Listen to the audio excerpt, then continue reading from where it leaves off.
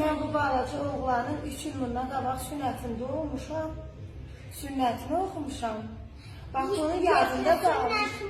Yekə sünnəti olanda da sən yekə sünnəti... Ay, buna qurban olaram.